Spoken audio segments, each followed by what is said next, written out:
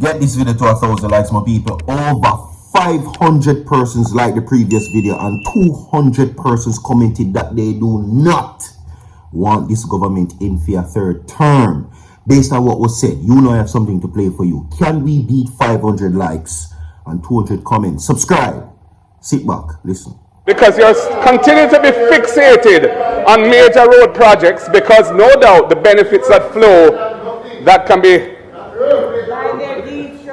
the collateral benefits that flow from those major road projects, of which we are all aware. I want to listen but to the her. road maintenance, which is what the people want to see, the interior roads, the community roads, even the scheme roads, which you said the government is not responsible for.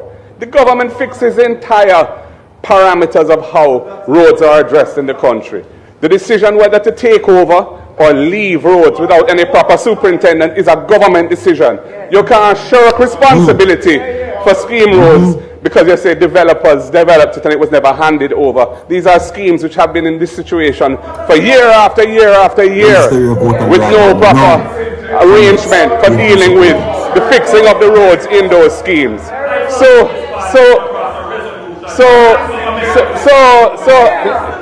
you said something about when you start to shout, you know, the stone lick.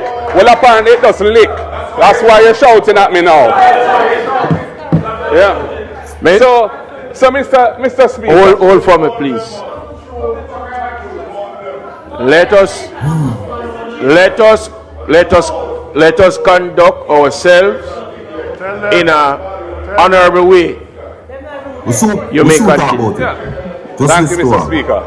So, Mr. Speaker. Wait, man. No, there's a lie. This side there that change caused the bad roads in Jamaica. Mash down that lie. It has nothing to do with it. We have had heavy rain from time to time in Jamaica for years. It changes the reality and it's coming at us.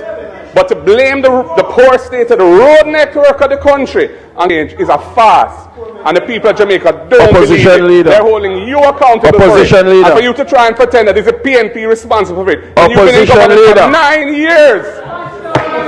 It just does not wash. He mentioned housing scheme that this government abandoned those housing scheme, not fixing them. Under the last government, I brought a private member's motion to state that the moment the first title is issued, they did not. Mr. Speaker, it's on the other paper now that once it's on the other paper now that government takes over housing scheme, that they abandoned when I brought it here, and it's back on the other paper. Look here, I sent back on the banner about to England.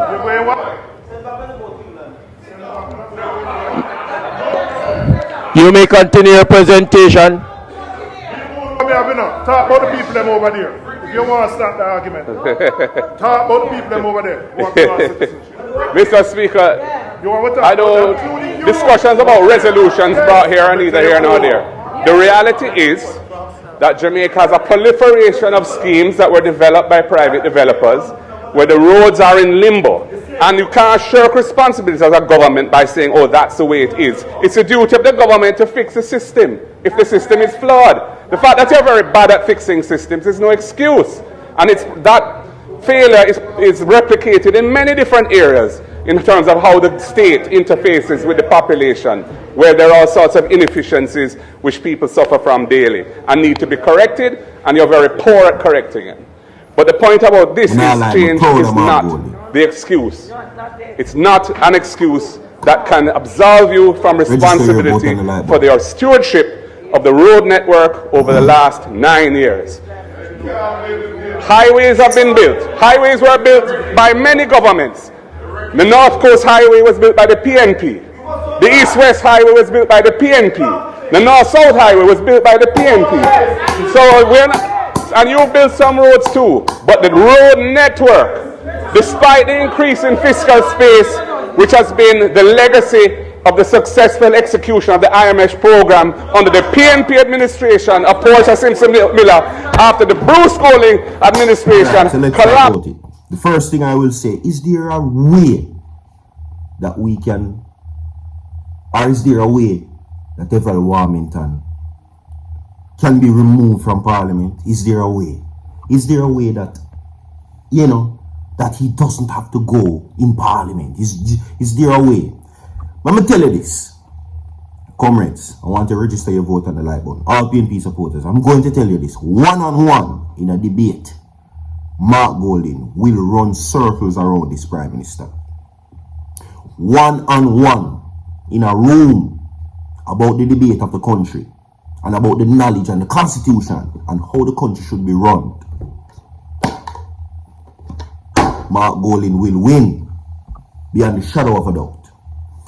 And that is why the Prime Minister has to surround himself with bullies, prejudiced people, vulgar people, scandalous people, and aggressive people. One-on-one, Mark Golding would defeat Prime Minister Andrew Holness in a debate. And that is why I call Everett Warmington the mouthpiece. You saw him jump up.